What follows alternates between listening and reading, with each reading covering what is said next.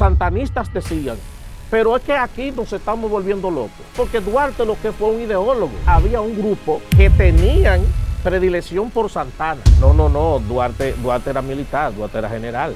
La gente no analiza que no debe ser fácil para una persona que tú concibas todo un proyecto y que luego a ti terminen sacándote de tu propio proyecto y entonces declarándolo traidor a la patria que él pensó y que él se ideó.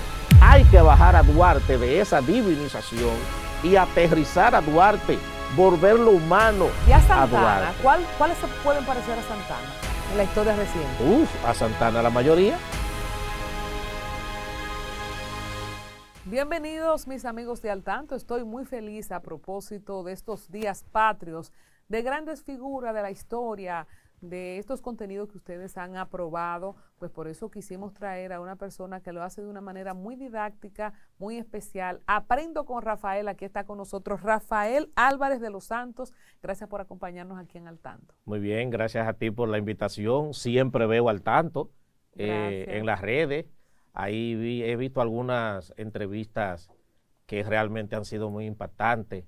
Te dije que vi la de Soto Jiménez, creo que Antonio Marte también. Sí. He visto algunas y me gusta el trabajo que estás haciendo. Bueno, muchísimas gracias, Rafael. A nosotros también nos gusta tu trabajo.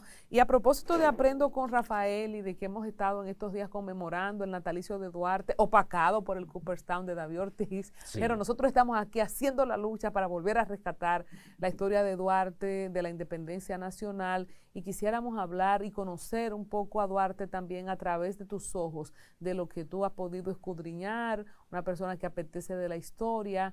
Y quisiéramos precisamente empezar por ese Duarte que nos han vendido en la historia y el Duarte que quizás fue. Sí, en primer lugar, decir que lo de Duarte hoy no es solo opacado por lo de Cooperstown, es también por algo que aquí se está haciendo con lo que yo no comulgo, y es lo de transferir el día feriado de conmemoración del Día de Duarte. ¿Por qué? Porque, por ejemplo, como se transfirió para el lunes 24, ya la gente se desconecta de eso. Hoy en día, la prensa, casi nadie habla de que hoy es el día de Duarte. De hecho, lo que se dice es, por ejemplo, que el presidente va a encabezar los actos en honor a Duarte en tal sitio, etcétera, etcétera, etcétera.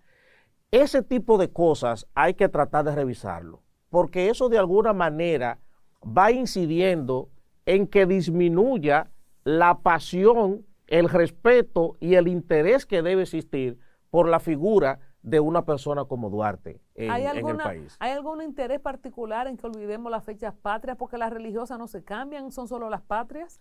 Fíjate, mire, ese es un buen dato, porque lo que pasa es que la gente con el tema religioso tiene un sentido de pasión en la que los gobiernos por lo general no les gusta meterse ni les gusta tocarlo. Nosotros estamos en un modelo de sociedad que es mucho más realista, no una sociedad tan idealista como la que crecimos tú y yo. Entonces, en ese modelo de sociedad tan realista, van perdiendo sentido los símbolos importantes. De hecho, nosotros estamos en una sociedad que hoy en día sigue ídolos, no sigue líderes. Y como sigue ídolos, no líderes, los nuevos ídolos de la sociedad contemporánea, ¿quiénes son? Los artistas y los deportistas. Entonces, en esa sociedad va perdiendo sentido las personas que de alguna manera lucharon por ideales, porque en la sociedad realista que tenemos hoy en día es una sociedad que está movida por la lógica económica. Y como está regida por la lógica económica, lo que hoy importa es quién pueda ostentar cierta fortuna, que es la persona que está siendo considerada de éxito en la sociedad que tenemos. ¿Por qué los líderes hoy en día no son pensados como seres humanos a quienes quieren emular? Porque la mayoría murieron en la pobreza.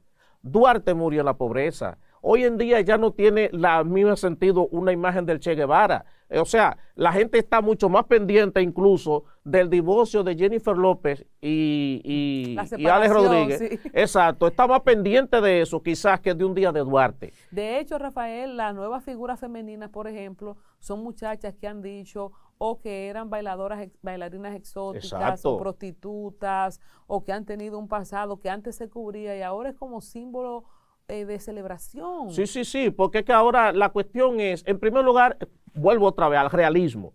Entonces a la gente le gusta eso. Pero también otra cosa es que son gente que pueden exhibir fortuna. Hoy en día se dice, la vida se mide en función de resultados. Pero cuando tú miras cuáles son los resultados, es la fortuna económica.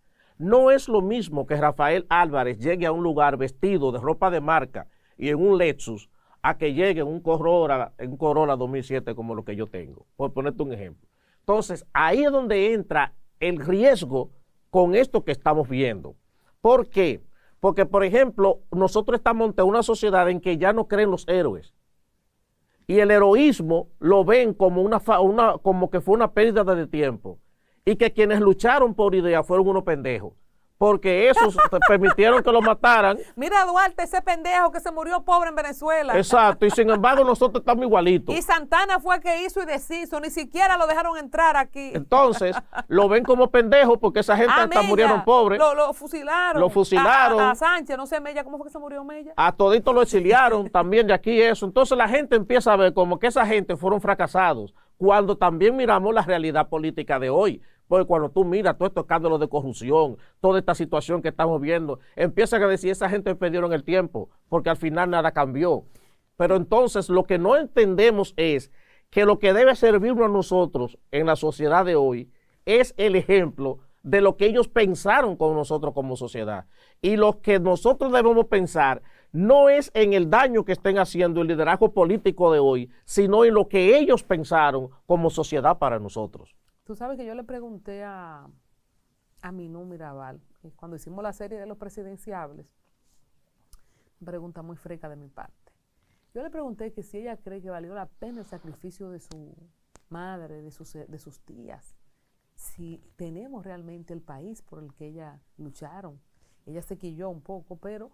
¿Por qué? Yo después se la arreglé, porque es dura, una pregunta muy dura. No, porque cuando uno habla lejano de esos padres de la patria que perdieron su vida por legarnos este país, esa gente no era familia de uno.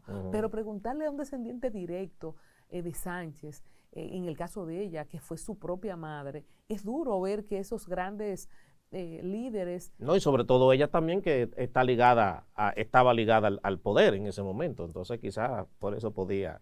No, ella ya no estaba en el PLD, ella estaba con su proyecto independiente de su partido. Pero te quiero decir que es realmente duro, contrastante, cuando estas personas que sacrificaron todo, en realidad no creo que estemos encaminados y que estemos honrando el sacrificio de esos hombres y mujeres que en la historia dieron su vida porque tengamos este país. Pero bueno, vamos a hablar un poco de por qué que son tres padres de la patria, Rafael. Vamos a aprender contigo. Bueno.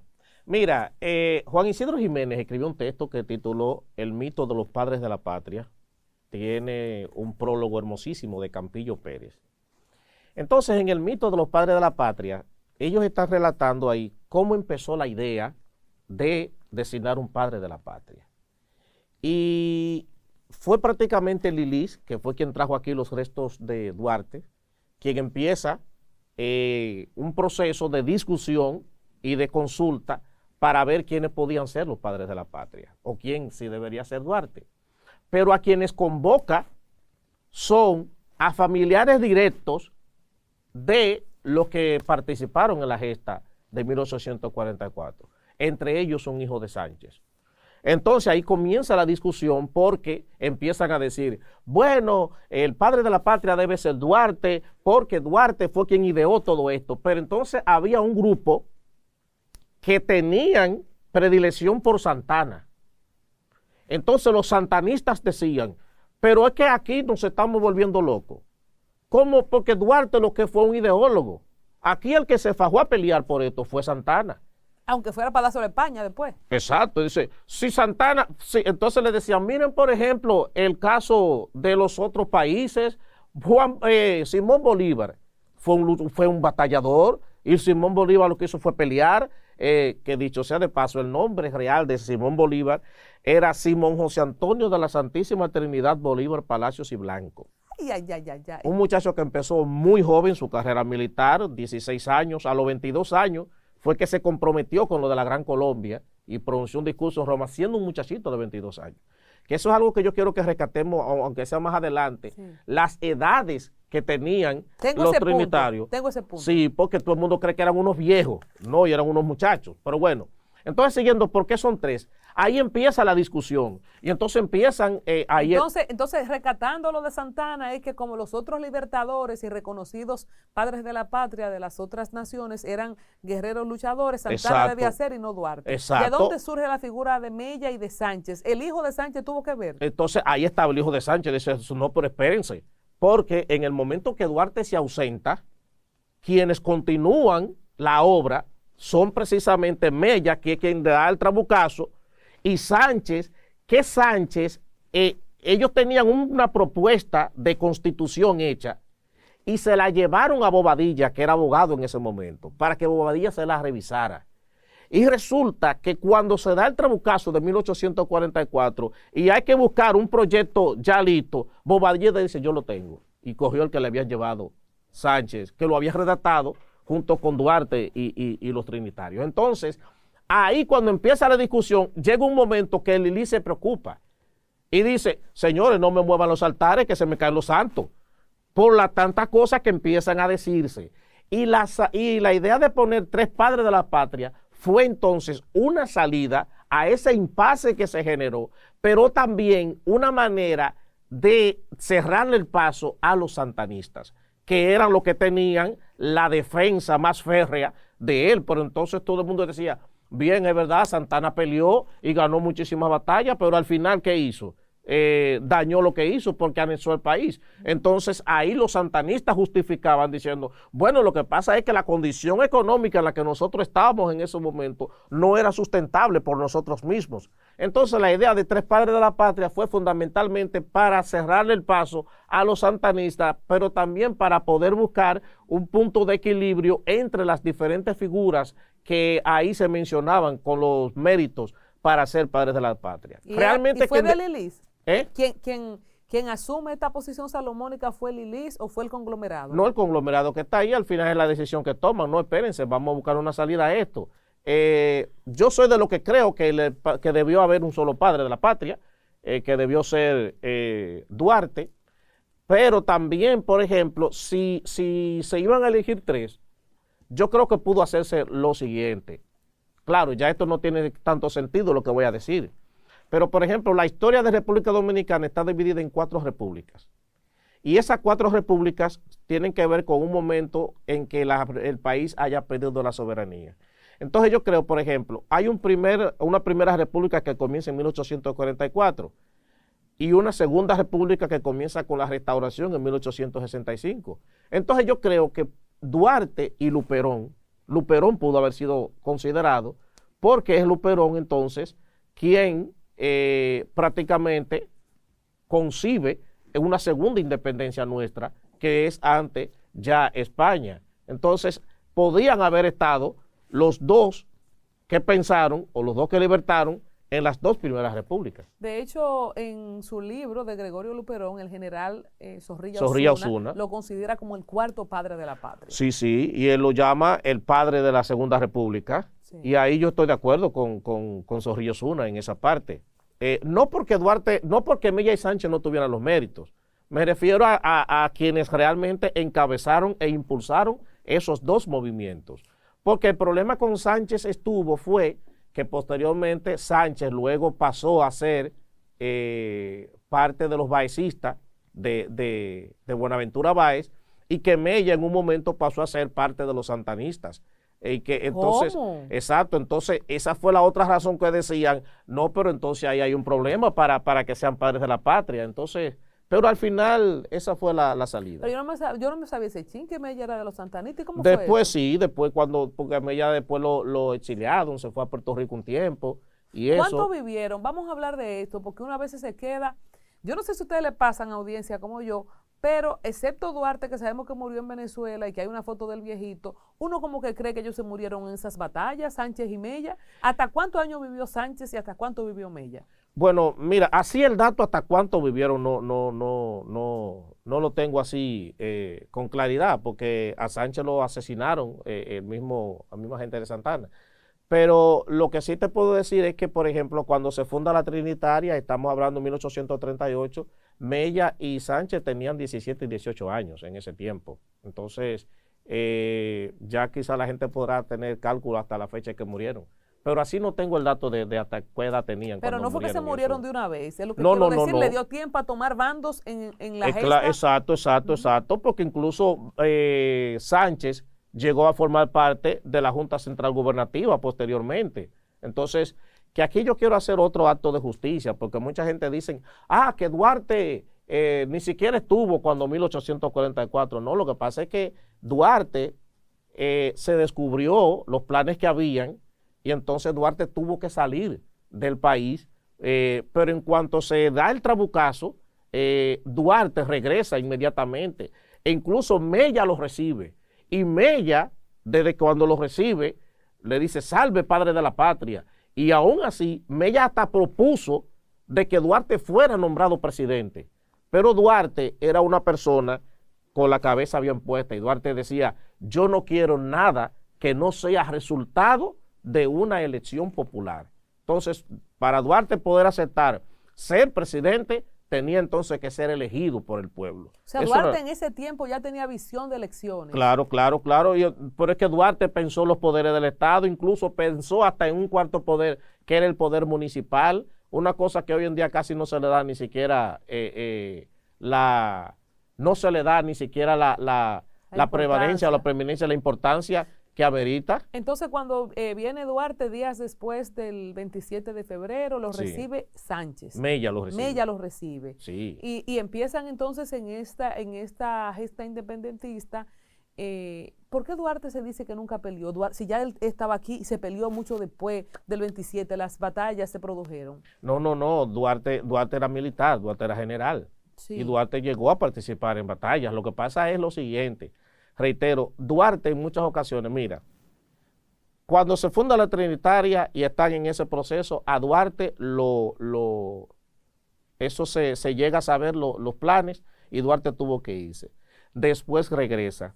Después que Duarte regresa, se pone a las órdenes de también incluso con el mismo Santana y todo eso, pero Duarte luego otra vez lo exilian cuando Santana decide exiliarlo, lo saca del país. Después, cuando se da la restauración, Duarte regresa de nuevo al país. Pero Gregorio Luperón le dijo a Duarte, porque Gregorio Luperón lo vio como una amenaza, porque todo el mundo le tenía miedo a Duarte, porque miedo en el sentido de que este tipo tiene un liderazgo que puede terminar afectándome a mí, mis intereses.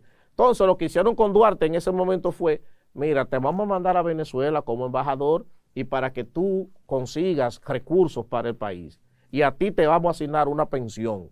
A Duarte ni nunca le dieron la pensión, ni tampoco lo dejaron regresar al país. O sea que Gregorio Luperón también lo exilia. No, bueno, no se puede decir que lo exilia, porque Gregorio Luperón lo designa. Pero de ahí para allá Duarte no regresa. ¿Y por qué Duarte no se quedó en ese tiempo? O sea, ¿qué condiciones había como para que él simplemente acate una designación de embajador en Venezuela? Lo que pasa es que Duarte... ¿Y qué había en Venezuela en ese tiempo que era para Venezuela y no para otro lado? No, pero recuerden que Venezuela representaba una de las colonias más ricas que tenía en ese momento, toda la América, y ese proyecto también de Simón Bolívar, todo el mundo admiraba eso. Entonces, pero con Duarte, respondiendo a la pregunta que tú me decías, Duarte tenía una manera de ser que yo creo que también le afectó. Porque Duarte era obediente, Duarte obedecía. Porque Duarte tenía la lógica militar en la cabeza. Y tú sabes que a los militares se les forma también para obedecer. Entonces, Duarte era un tipo conciliador, no era una persona que buscaba problemas.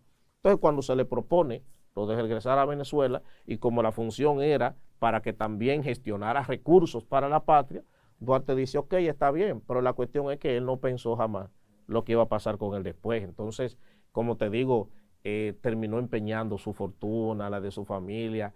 Hay una cosa que nunca se ha querido decir, y es que Duarte también atravesó por una depresión fuerte.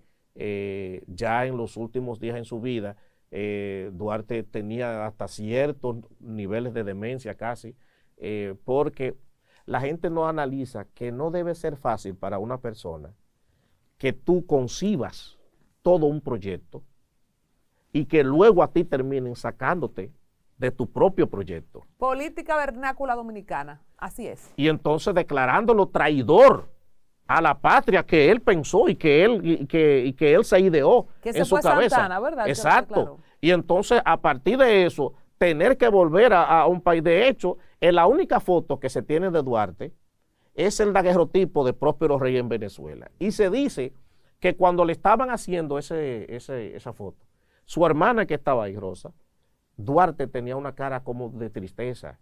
Y ella le dijo, pero Juan Pablo, sonríe, tú no sabes que tú eres un padre de la patria. O sea, Duarte ni eso se lo pensó nunca, de que yo voy a hacer esto pues soy un padre de la patria. No, no. Cuando hablamos de esa depresión, ¿qué registro tenemos? Cuando tú dices, esto casi no se ha querido hablar, y es lógico también que ya enfermo, en una situación, ¿verdad?, de desgaste del cuerpo físico y Exacto. todo, porque se ve en esa foto.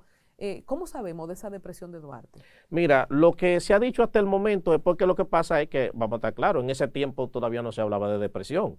Es hoy en día que se dice, bueno, posiblemente lo que tenía era depresión, porque aparte de las condiciones de salud de Duarte, estaba su estado de ánimo. Se dice que había cambiado sobremanera, Duarte empezó a verse una persona más triste, se dice también como que llegó a tener hasta cierto rasgo de pérdida un poco de la memoria. ¿Cuántos años tenía cuando murió? Estaba en sus 60 y algo, ¿no? Sí, ya Duarte estaba en los 60 y algo. De hecho, y con suerte, porque ya la esperanza de vida había subido y llegó a los 60 y algo.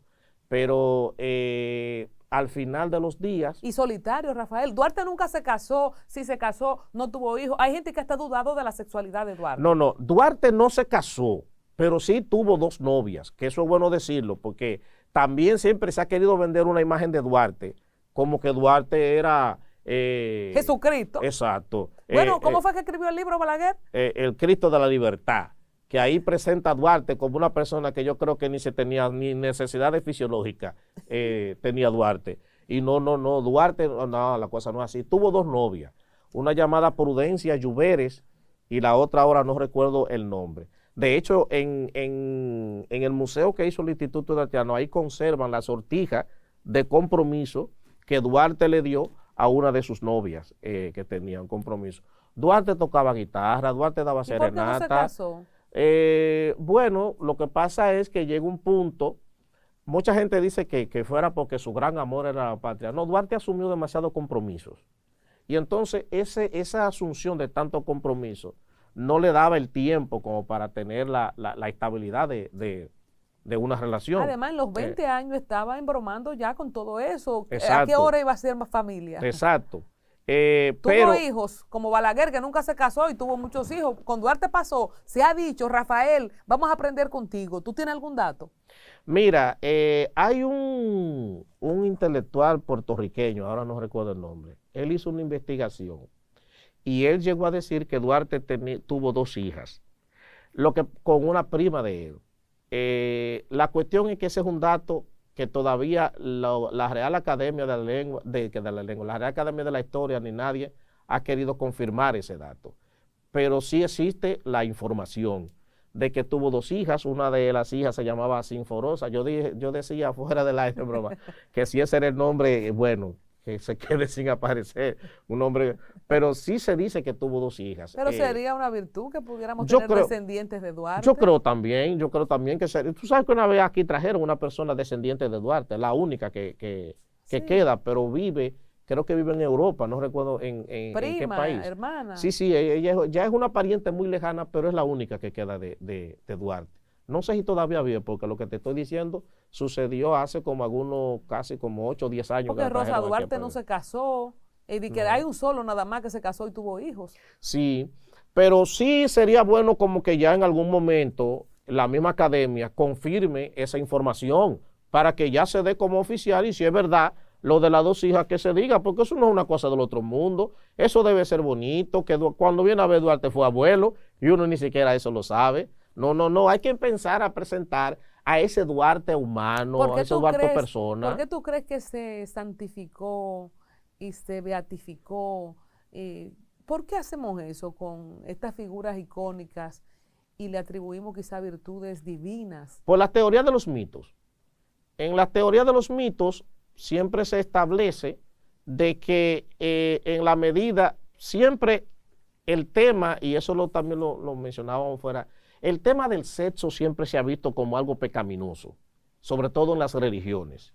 Entonces, una manera como de pensar el sentido de idealización y hasta de divinización de un líder era el hecho de que no se haya casado, de que no haya tenido hijos. Mira, las vírgenes, la virgen fulana, sí, la virgen mengana, tenía que ser virgen. Sí, de hecho, otra de las cosas era, en esa teoría de los mitos, era que por lo general los dioses nacían de vírgenes, no de mujeres que ya habían estado casadas. Fíjate que, por ejemplo, con todo el respeto que amerita, si tú te das cuenta, de Mahoma no se habla igual que Jesucristo, porque Mahoma sí se casó, Mahoma tuvo hijos. Entonces, decir, oh, pero que el líder de esta religión que se casó tuvo hijos, no tiene la misma connotación de decir el que nunca se casó, el que se dedicó solamente a predicar la palabra, a la extensión del reino, porque su único amor era, etcétera, etcétera. Entonces, eso de alguna manera a la gente le genera algún tipo de interés especial y particular. Entonces, con Duarte se ha querido hacer eso. Lo que yo creo que el riesgo está en que cuando nosotros idealizamos a Duarte de esa manera, entonces lo convertimos en un ser inalcanzable. Y al convertirlo en un ser inalcanzable, entonces también lo convertimos en un ser en la que no se puede imitar o la que no se puede tener cercanía.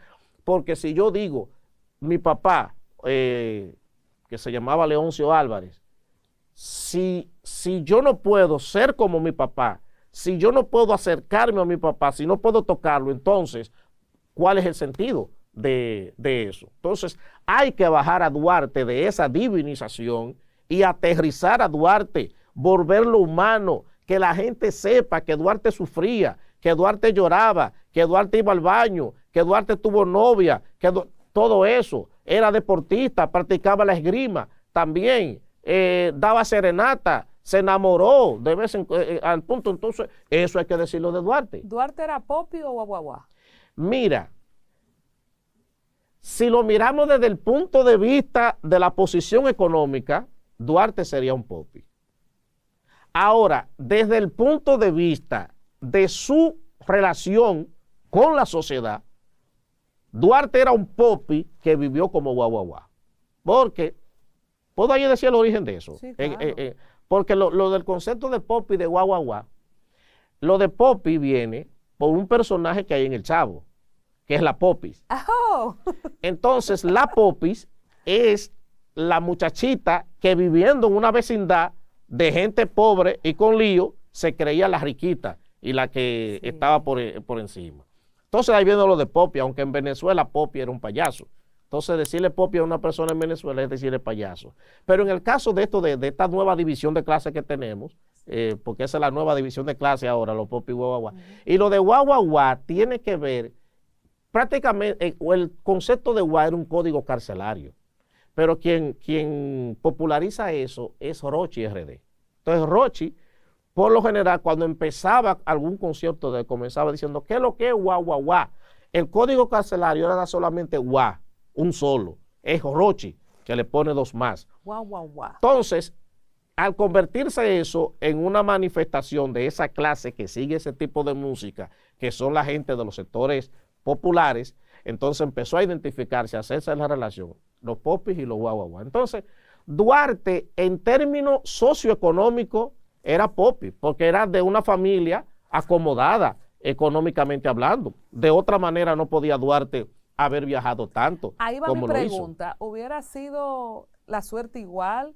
¿Hubiera podido gestar la independencia si no hubiera sido de esa clase económica popi? Mira, está establecido que prácticamente las revoluciones en todos los órdenes, siempre quienes las realizan son los sectores de clase media y clase alta. Primero porque tienen acceso a recursos que no siempre tienen la misma gente de la clase social baja. Segundo, porque tienen otras oportunidades. Yo te voy a poner un ejemplo a ti. La Plaza de la Bandera. ¿Quiénes estuvieron ahí? Los popis, esos fueron los popis. ¿Pero por qué? Porque el muchacho que vive en el barrio y que vende cositas en la calle para comer, no puede darse el lujo de dejar el trabajito, lo que está haciendo país, a meter a una plaza de la bandera a protestar ni a pelear.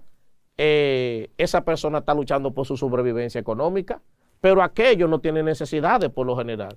Aquellos se pueden dar el lujo de pensar. irse. No, primero el lujo de pensar, ¿verdad? Exacto. Porque el mal comido no piensa, el que tiene hambre quiere resolver su problema, pero estos ya están ahí, comieron y pensaron, y después arrancaron para la Plaza de la Bandera. Exacto, entonces lo que hacen es que ellos piensan la cosa y después los de abajo se meten en la lucha. Lo que pasó, por ejemplo, con los ejércitos que llegó a formar Santana.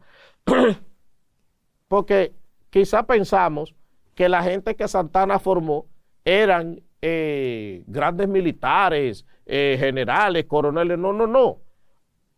Una de las cosas por las que fracasó la independencia de Núñez de Cáceres fue porque Núñez de Cáceres no integró al poder político y militar que estaba en el campo, no en la ciudad. Entonces Núñez de Cáceres pensó en un proyecto independentista propiamente urbano, porque lo que pensó fue desde la universidad con los estudiantes que tenía, y lo que eran en la universidad lo que tenía eran 3 estudiantes en ese momento. Entonces, ¿qué pasa? Duarte hace lo contrario. Duarte dice, bueno, a Núñez de Cáceres no le funcionó porque no integró a esta gente, entonces yo ahora voy a salir a hablar con ellos. Y Duarte primero hizo un recorrido. A uno de los lugares donde fue Duarte fue al Ceibo a hablar con Santana, que dicho sea de paso, hay una anécdota porque quien recibe a Duarte en ese momento es el hermano gemelo de Pedro Santana, que era Ramón. Duarte piensa que ese es Pedro Santana, y cuando él le habla, él le dice, no, no, no, a quien usted anda buscando es a mi hermano, él no está aquí. Si usted quiere, usted le deja dicho lo que usted quiera, o si no, venga tal día que él va a estar. Entonces, Duarte, ¿por qué hago esta relación? Porque el poder político y económico lo encarnaban los ateros, pero fueron los ateros quienes también crearon las mismas células militares. Entonces, ¿cómo ellos crearon sus células militares? El dueño del hato era el general, el encargado era el coronel, el capataz era y así entonces fueron poniendo los rangos. Eso lo hago para decirte que las personas que pelearon en nuestras batallas eran gente común y corriente, que lo único que tenían era fundamentalmente alma, corazón y vida por esto. Y Santana fue una de las personas que realmente motivó todo eso. Fíjate. ¿Qué tenía Santana para ese liderazgo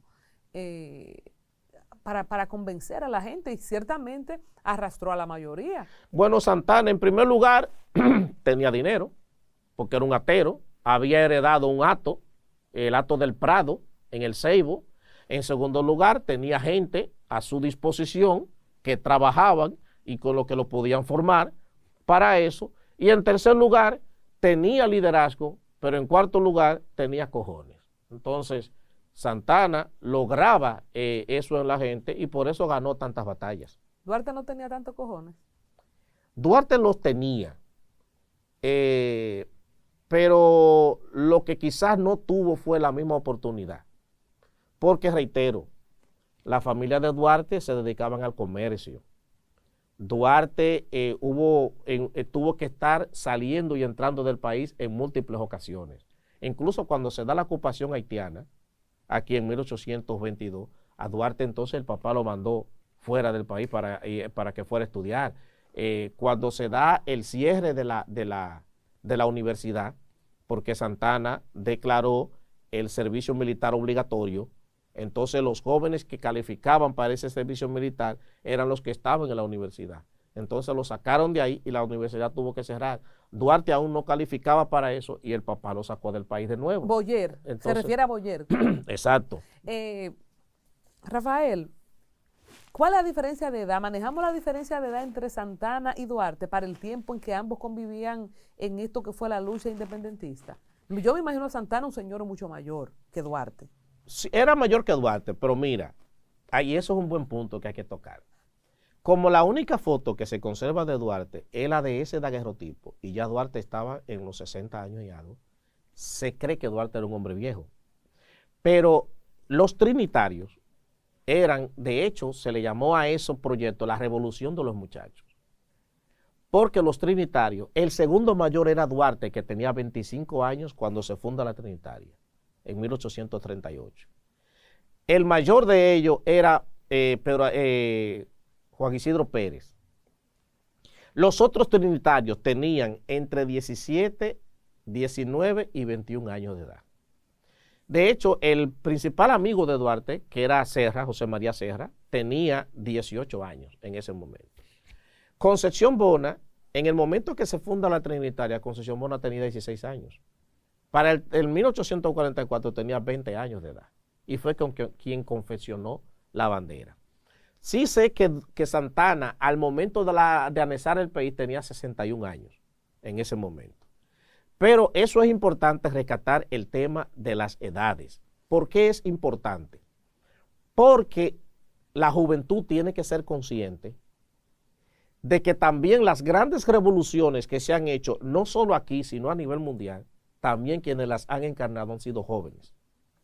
Nosotros tenemos una sociedad que es mayoritariamente joven, casi un 60% de la población joven. Entonces, la juventud tiene que ser consciente del rol histórico que le ha tocado jugar a través de la historia.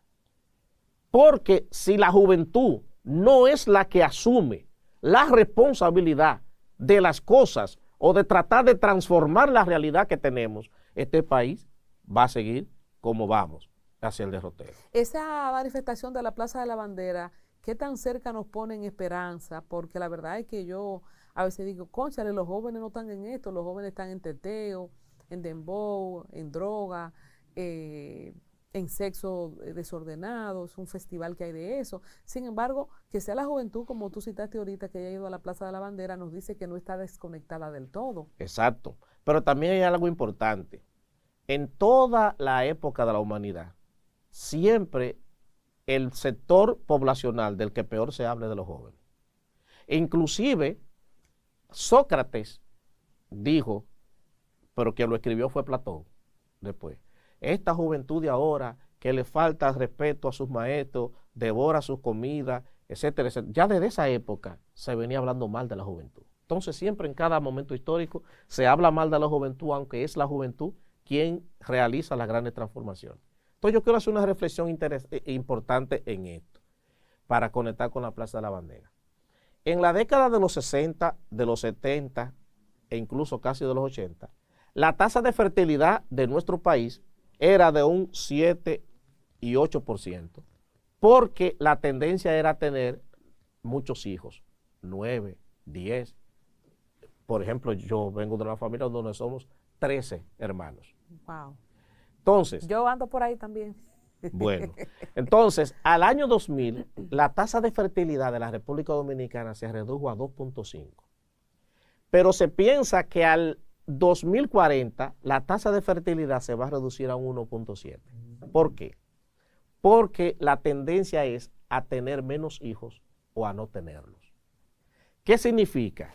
Que esa juventud que nosotros estamos viendo ahora va a estar tomando las grandes decisiones de este país posiblemente hasta el 2040 y más allá. Por eso a uno le da un buen sabor lo que pasó en la Plaza de la Bandera, porque vuelve a conectar a la juventud con ese compromiso social que históricamente ha tenido. Pero quizá en otro momento lo podemos tocar, pero desde hace mucho tiempo aquí la juventud viene dando signos de compromiso importante.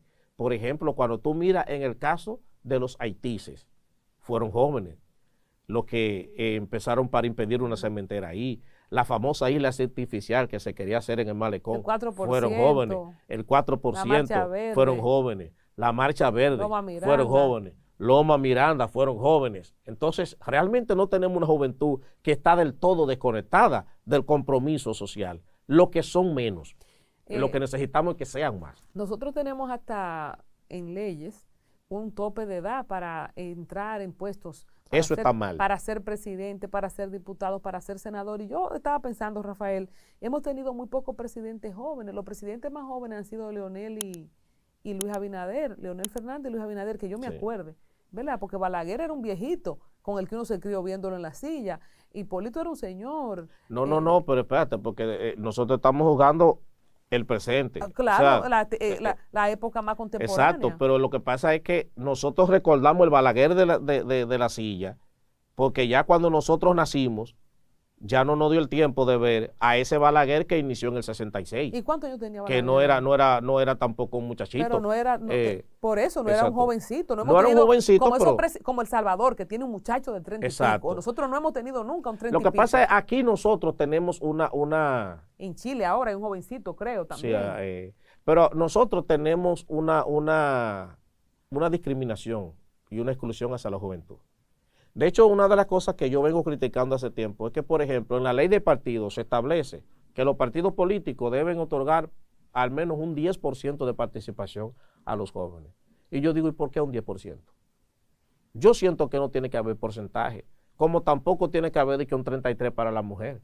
No, si hay igualdad, aquí nada más hace falta que usted sea mayor de edad. No tiene por qué haber... Es que no es tan literal. No tiene por qué haber... No es tan literal, Rafael. Yo estoy de acuerdo con la cuota hasta que se equilibre la cosa.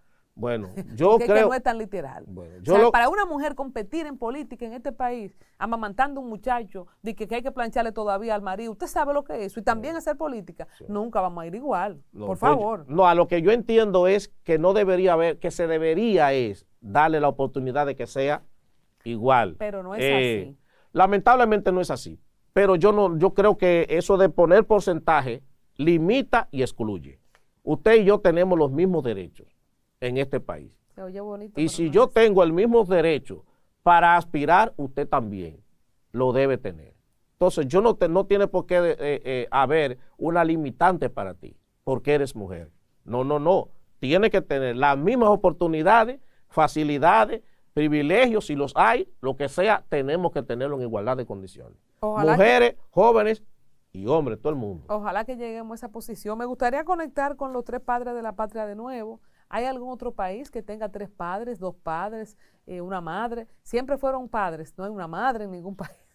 ¿Sabes que el tema de la madre fue sacándose poco a poco en la medida que empezaron a surgir los fenómenos, los guerreros, que por lo general eran hombres? Pero si tú te das cuenta, por ejemplo, había una cultura donde hablaban de la madre tierra, la madre naturaleza, etcétera, etcétera. A nosotros lo único que nos dejaron como madre fue la patria, que la gente dice la madre patria. La madre patria, pero el padre es el quien tiene y eso es parte como de esa visión también machista, hegemónica, patriarcal que hemos tenido a través de la historia. Pero así, por ejemplo, Estados Unidos tiene 3 padres fundadores, Washington, Lincoln y... Bueno, ahora me fue el nombre de él. Y los reconocen así como 3. Sí, como Washington, como el padre sí, Washington. Pasa algo parecido a lo de aquí, porque ellos le dan como más preeminencia a Washington, pero ellos hablan de sus padres fundadores. Incluso en Washington le tienen como tres lugares específicos a ellos, donde la gente puede ir a visitarlo. Aquí, por ejemplo, lo pusimos los 3 en un solo lugar en el altar de la patria. Estamos honrando nosotros a los padres de la patria, pero específicamente a Duarte, como se debe. Es que ahí entra mi otra crítica, pues yo siempre he dicho que a los padres de la patria hay que recordarlo, no es en las efemérides, es en los hechos, es en su forma de actuar diariamente. Yo creo que los ciudadanos comunes y corrientes sí están imitando, sí están tratando de ser como los padres de la patria. Quienes yo creo que no están tratando de serlo es el liderazgo que nos ha estado gobernando. Porque Duarte, en un momento en que lo enviaron a una misión al sur, cuando regresó, entregó lo que le sobró de dinero, de lo que le dieron para eso, lo que le sobró, fue y lo entregó, con una relación económica, gasté tanto en esto, me comí tal cosa, fue tanto, etcétera, etcétera, a ustedes me dieron tanto y ahí está lo que me quedó. Duarte no era corrupto, era una persona con un sentido de la honestidad clara. Eso no lo estamos viendo. No hay ningún político en la historia que tú puedas ver esos rasgos de Duarte. No sería mucho comparar quizás a Juan Bosch en esa parte de la honestidad, del desprendimiento. Ninguno de los dos pudieron gobernar. Sí, no, pero lo que pasa es que ¿Por qué no los compararía? Mira, aquí voy a hacer un paréntesis.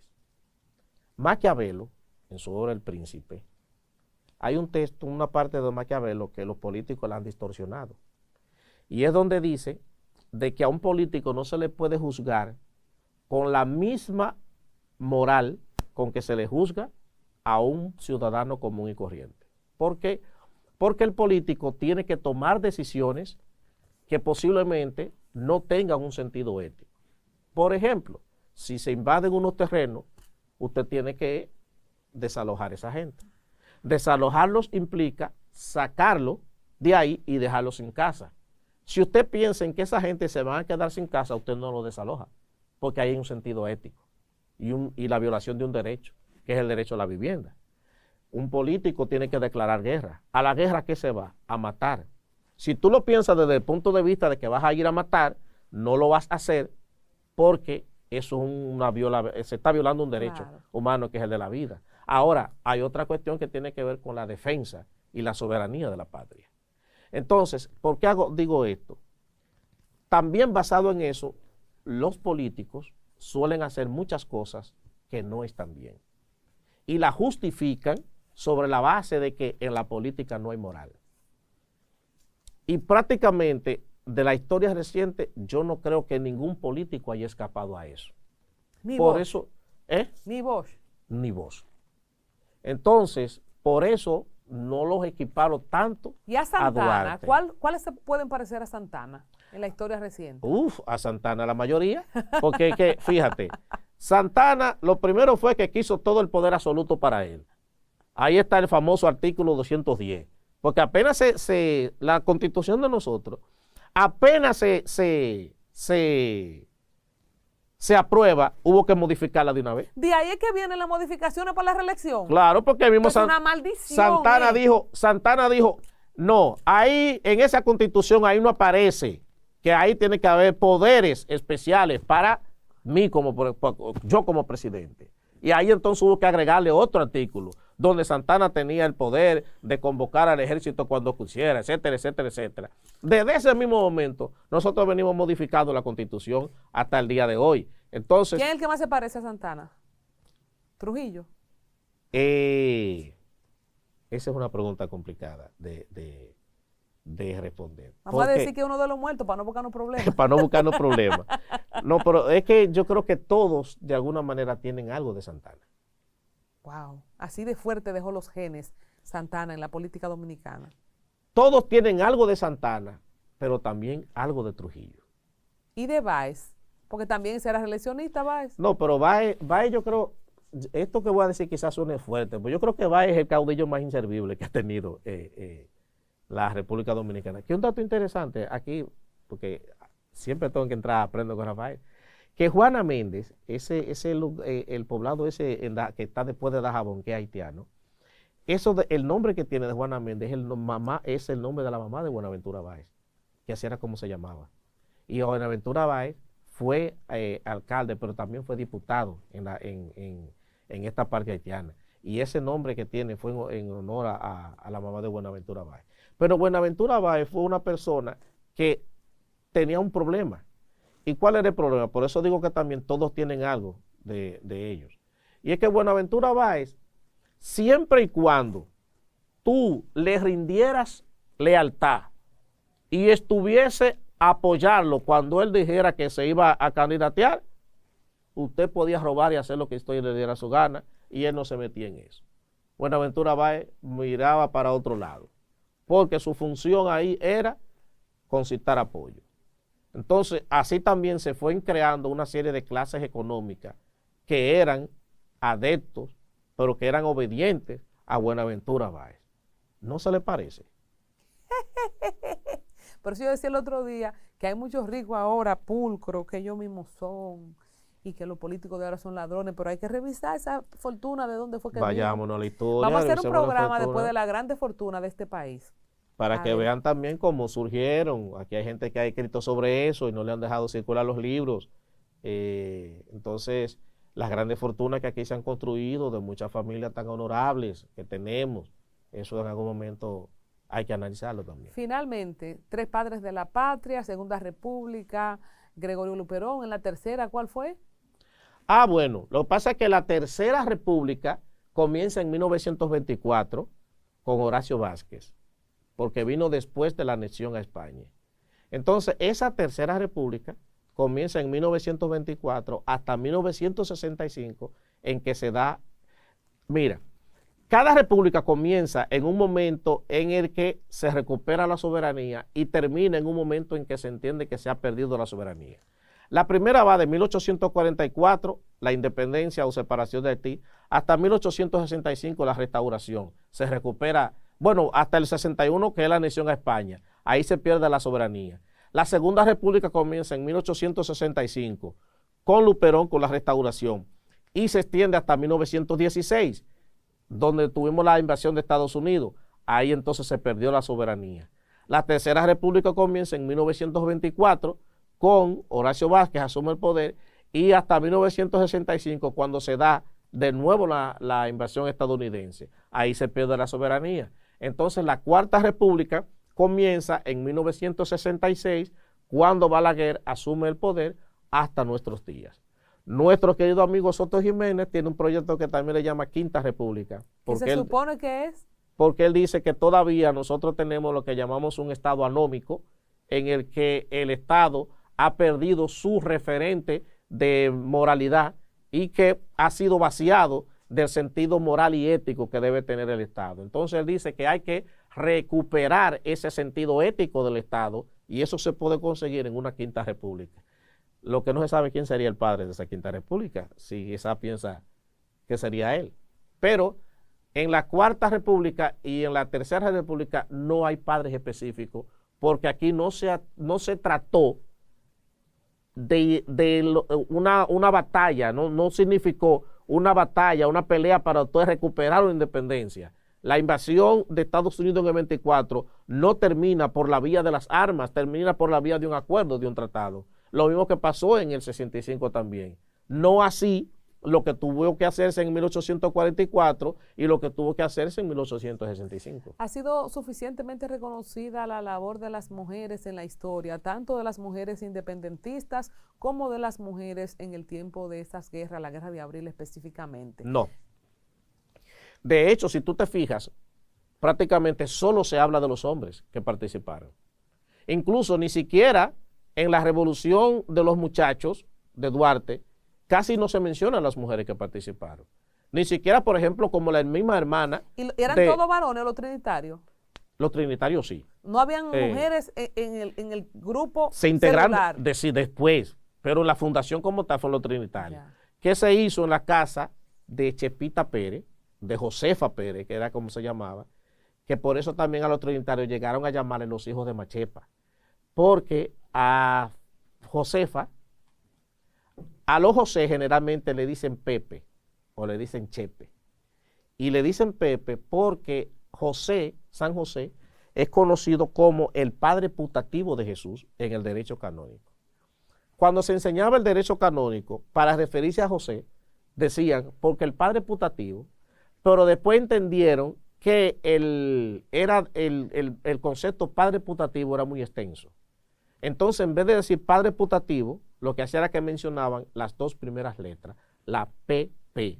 Entonces, cuando hablaban de San José, decían porque PP, y de ahí que le llamen que viene Pepe a los José. En otros lugares también le dicen Chepe. Entonces, Josefa. ¿Y los hijos de Machepa vienen de ahí? Exacto. Entonces, como era en la casa de Josefa Pérez, a Josefa le decían Chepa, o le decían Machepa por lo de madre, diminutivo. Entonces, a los trinitarios empezaron a llamarle los hijos de Machepa, porque es en la casa de Josefa Pérez, de Chepita Pérez, de Machepa, o sea, que ya no debería ser una ofensa que te digan hijo de Machepa, debería ser un honor. No, claro, lo que pasa es que después como Juan Bosch le dio otra connotación sociológica a los hijos de Machepa, entonces ya solamente se relacionan los hijos de Machepa con la gente que están en condición de pobreza o de exclusión y eso, exacto, los jodidos, pero en ese momento no era así, por eso le llamaban también los hijos de Machepa. Entonces las mujeres se quedaron borradas de la historia como parte del machismo de la época. Exacto, exacto, porque siempre se ha dicho que la historia la escriben los vencedores, eso es mentira. Pero bien, entonces casi siempre los vencedores, ¿quiénes son? Son hombres porque son los que se van a la guerra, son los que se van a pelear, etcétera, etcétera. Entonces, no siempre tienen en cuenta el papel que juegan las mujeres en eso. Pero ese también puede ser otro programa de hablar de las mujeres de la independencia, pero no solo las mujeres de la independencia. Que no solo tejieron bandera, ¿eh? Exacto. No, pero la hermana de Duarte hacía con planchas de metales que habían en un almacén del papá, hacían balas, su hermana. Entonces, todo ese tipo de cosas hay que recuperarla, porque a las mujeres no se le ha dado tampoco como el reconocimiento que realmente debería haber. Entonces, no, hay que hablar de las mujeres de la independencia, de las mujeres de la restauración, de las mujeres del 65 y también de las mujeres de hoy. Entonces, eso hay que recuperarlo. Queda convocado Aprendo con Rafael para que hablemos del papel de la mujer en la historia política, bélica, independentista, movimientos sociales, civiles aquí en República Dominicana. Sí. Rafael, muchas gracias, hemos aprendido mucho. Ya ustedes saben de dónde viene lo de hijo de Machepa. Claro, claro. No, gracias a ti por la invitación y a su orden. Bueno, a ustedes otra cita de nuevo aquí para recibir un contenido de alto valor histórico y cultural aquí en Al Tanto TV. Hasta entonces.